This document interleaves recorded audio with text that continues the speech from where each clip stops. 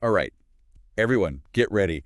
We're going on a deep dive, and this time we're heading to Adventureland. Ooh, Adventureland. Specifically, we're taking a look at the Jungle Cruise Disney classic, Little Golden Book. Oh, cool. Our listener's thinking about getting this book for a kiddo and wants to know more about it first. You know what's interesting about this particular request? It's not just any children's book. It's a Disney book and a Little Golden Book. It's a classic. Yeah. It really is. Yeah. And honestly, I can't think about the Jungle Cruise ride without all of those, super corny jokes. Right. Like the backside of water Yeah, classic. gets me every time. Oh, totally. I love it. And, Little Golden Books. Nostalgia. Oh, such nostalgia. I mean, they're so special. They have been around for generations, like almost 80 years. They're Yeah. known for being really affordable and having just these beautiful, charming illustrations. They're iconic. They are. It's no wonder they've become such a staple for kids. Yeah, absolutely. Yeah. So let's talk about this specific book. So we know that it was published in 2021, written by Brick Vital, and illustrated by Paul Conrad and the Disney Storybook art team. But what's interesting is that it's based on the classic Jungle Cruise. The one that a lot of us remember from when we were kids. Right. Not the updated version with the Society of Explorers and Adventurers. It's like this book is a time capsule. At least that's what a lot of the reviewers have been saying, capturing that classic Jungle Cruise experience before all the storyline changes, puns and all. Yeah. It really makes you think, because who is this appealing to? Is it appealing to someone who remembers the ride from their childhood and wants to share that specific version with a little one? Right. Or is it for the kid who's experiencing it for the first time through this book? That's a great question. Yeah. It brings up a lot of interesting points about nostalgia, adaptation, and what resonates with different generations, Totally. And, while it does seem like this book has been getting good reviews overall, everyone seems to love that it captures the spirit of the ride, especially all the corny jokes and the detailed illustrations. Yeah. Some parents have mentioned that the jokes might be a little too much for younger children. Oh, interesting. Too sophisticated. That's so interesting because that actually brings up a really fascinating aspect of child development, humor development. So think about it. Puns, they require a certain level of language comprehension and wordplay that younger kids haven't quite developed yet. Right. So a 3-year-old might not get the backside of water, Yeah. but they might laugh hysterically at like a silly visual gag. Exactly, because their sense of humor is still developing. And as they grow older, the type of humor that lands best also evolves and changes. In fact, there's actually been some research done that suggests that younger children tend to find slapstick or physical humor funnier, while older children, as their language skills and cognitive abilities mature, begin to appreciate wordplay and more complex jokes. That makes sense. So for our listener, the question becomes, does the kid that I'm thinking about buying this for have the sense of humor needed to appreciate this book? Right. If they're already, giggling at puns, Yeah. then this might be a home run. But if they're still kind of in that slapstick stage, it might be worth, looking at a different Jungle Cruise book. Yeah, maybe like a board book. A go board book. Yeah, with simpler visuals and less wordplay. Yeah. Absolutely. Knowing your audience, in this case, the child's developmental stage and sense of humor, that's key. Right. It's like gift giving in general. Totally. You always want to think about the recipient's interests and preferences. Absolutely. Yeah. So now that we've kind of talked about the audience a little bit, I want to know more about adapting a theme park ride into a book. Right. I mean, that just sounds challenging. It is. Because, a ride is such a dynamic experience. It's like translating a completely different language. Yeah. Because, think about it, the Jungle Cruise, it immerses you in sights, sounds, even smells. You've got, the lush jungle environment, the sounds of the animals, the boat, the skipper's live narration, the banter. You're physically moving through space. Right. You're experiencing the drops, the Yeah, turns. it's just a completely different... With wind in your hair. It is. It's static, two-dimensional. And so the challenge becomes, how do you capture that essence, the atmosphere, the humor, that feeling of adventure, all within the limitations of this book format? Yeah. It's like trying to catch lightning in a bottle. So how do they do it? Right. Well, this Little Golden Book, it's a hardcover. Yeah. 24 pages long, perfect for little hands. And it seems like from what we've seen, they really try to focus on capturing that spirit Yeah. and the iconic elements of the ride through detailed illustrations, those classic jokes. Right. It's less about telling like the complex layered story and more about providing like this sampler platter. Well, the Jungle Cruise experience, you know? Okay, so I think so far what we've learned is that this little golden book is like kind of like a time capsule Yeah. of the classic Jungle Cruise. It's full of charm and those corny jokes. And it's probably best suited for children who, already like puns. Yeah. So what else should our listener keep in mind? Picking up on that idea of capturing the ride's essence, let's talk about some of the criticisms. You know how some parents mentioned the jokes might be a little over younger children's heads? That actually ties into a bigger trend we've been seeing with Disney adapting its classic attractions for a younger audience. Yeah, it's a constant balancing act, isn't it? It really is. Trying to stay true to the spirit of the original, but also make it, accessible and engaging for a new generation. Right. It's like translating Shakespeare for toddlers. Oh, You want to introduce them to this whole amazing world, yeah. but you also don't want to lose all the magic by oversimplifying. That's a great analogy. It really highlights the challenge that Disney faces with all these adaptations. Yeah. How do you preserve something that might have been created, decades ago, but make sure it resonates with kids today? It's like you said, it's like bridging a generational gap.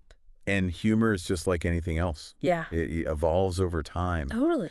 So what might have had people, rolling in the aisles back when the Jungle Cruise first opened in the 50s might not be funny to kids now. Exactly. Yeah. Because their sense of humor is shaped by so many different influences, Yeah. different cultural references, What might tickle them might be completely different than what tickled their parents or grandparents. Right. So going back to our listener and their gift-giving dilemma, Yes. let's say that the kid that they're buying this for isn't quite ready for the, puntastic jokes. Right. Are there other Jungle Cruise books out there that might be a better fit for a younger audience?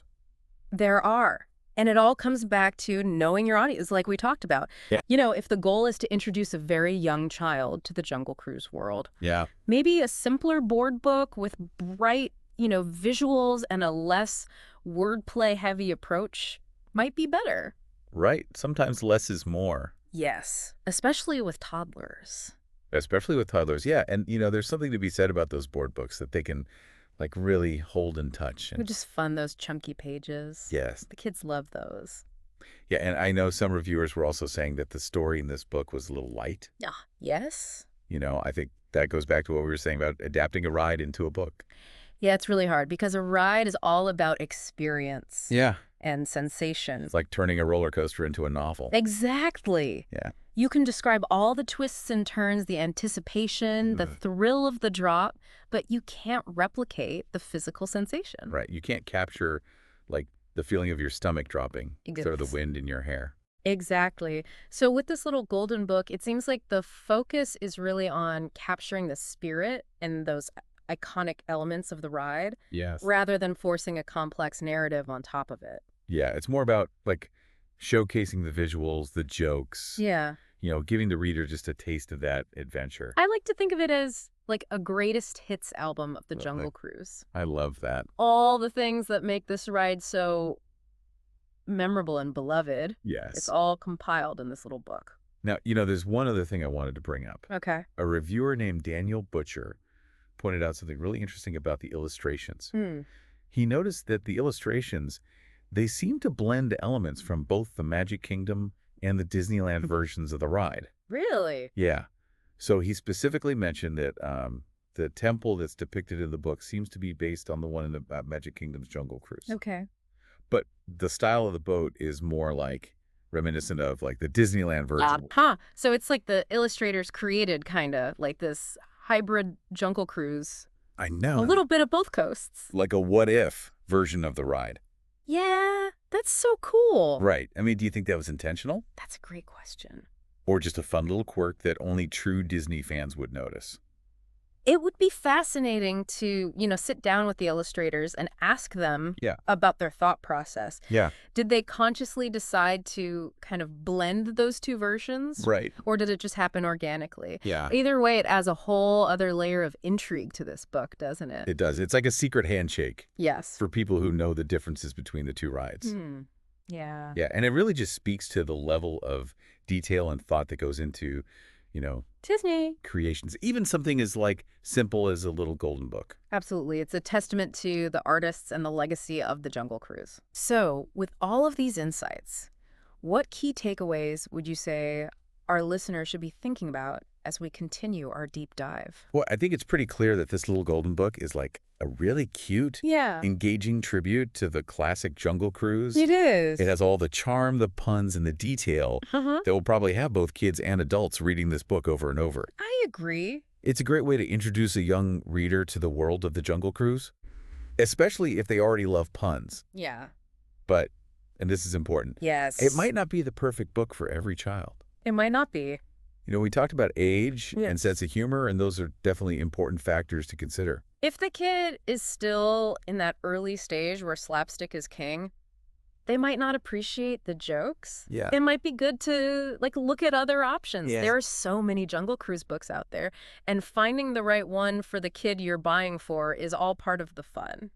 I love that. Yeah. It's like, a bridge between generations. Yes. Connected by, this love for this ride. Absolutely. But there's one more big piece of the puzzle we need to talk about. Okay. That's the idea of Easter eggs Ooh. and how they add, another layer of fun for Disney fans. Mhm. So, we've talked about the jokes in the book, the illustrations, and how hard it is to turn a ride into a book. Mm-hmm. But there's this whole other thing we haven't even touched on. What's that? All the little hidden gems for Disney fans. Oh.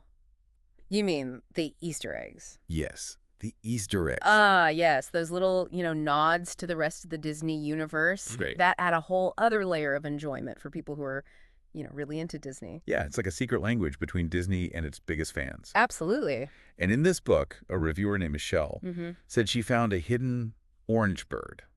Oh, wow. And for those who don't know, the orange bird is this little character Yeah. who has a huge following but isn't like as famous as Mickey Mouse. Right. But he has this like really devoted fan base.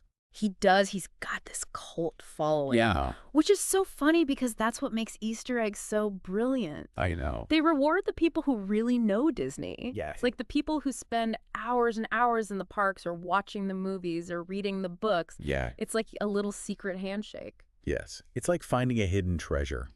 Totally. And it makes you feel like you're in on something special. Exactly.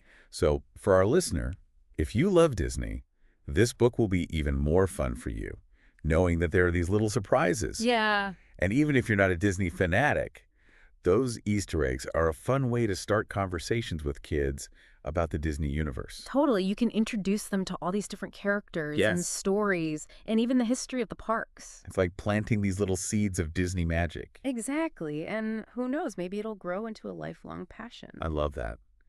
Okay, so to wrap up our deep dive, let's bring it back to our listener. Yeah. We've talked about a lot. Oh, yeah. We talked about like the format of the book, Mm-hmm. the content, Yeah. how kids develop a sense of humor, how hard it is to adapt a ride into a book, Yeah. and even all about those fun little Easter eggs. All those little details. So, what does this all mean for you, our listener? Yeah. Well, if you want a really cute and fun way to introduce a little one to the classic Jungle Cruise, Yeah. this little golden book is a great option. Yeah. It's like holding a piece of Disney history, It really is. the reminder of the ride before the updates. Yeah, I love that. But, like we've been talking about, it might not be the best book for every kid. It might not. The kid's age and their sense of humor are important things to consider. Totally. If they love puns, Yeah. then they'll probably love this book. They probably will. But if they're still, like, really into slapstick, there are other Jungle Cruise books out there that might be a better choice.